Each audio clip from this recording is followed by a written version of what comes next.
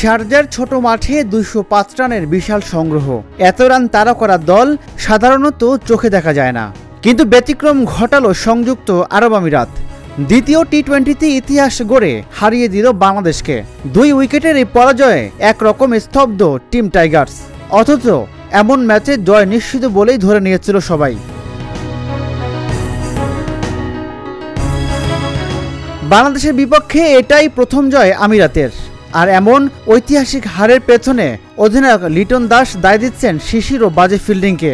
Match শেষে হতাশ লিটন বলেন, এই উইকেটে আমরা ভালো ব্যাটিং করেছি, তবে ওরা ব্যাটিংয়ে নামার পর শিশিরের সুবিধা পেয়েছে।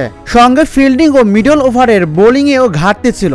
এমন কন্ডিশনে বোলারদের আরও পরিকল্পিত হতে হয়। ম্যাচে নাটকীয়তার শেষ নেই। শেষ ওভারে জয়ের জন্য আমিরাতের দরকার ছিল ১২ রান, হাতে ৩ wicket. Tiger pacer Tanzim Sakib সেই চাপ সামলাতে পারেননি। দুর্দান্ত ব্যাটিংয়ে হায়দার আলী ও মতিউল্লাহ খান জয় তুলে নেন মাত্র ১ বল বাকি থাকতে।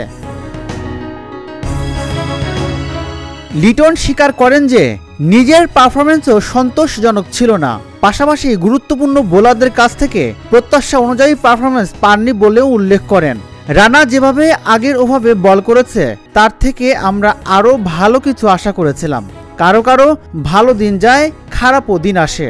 আমরা বসে আলোচনা করব এবং ঘুরে দাঁড়াবো। আমি নিজেও জানি ব্যাটিংয়ে আমার মান অনুযায়ী হয়নি, তবে আমি সেরাটা দেওয়ার চেষ্টা করব।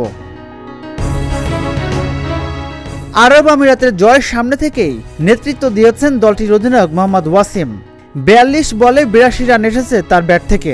উদ্বোধনী জুড়িতে মোহাম্মদ জুহাইনকে নিয়ে তার ১০৭ রান আমিরাতের জয়ের ভিত গড়ে দেয়।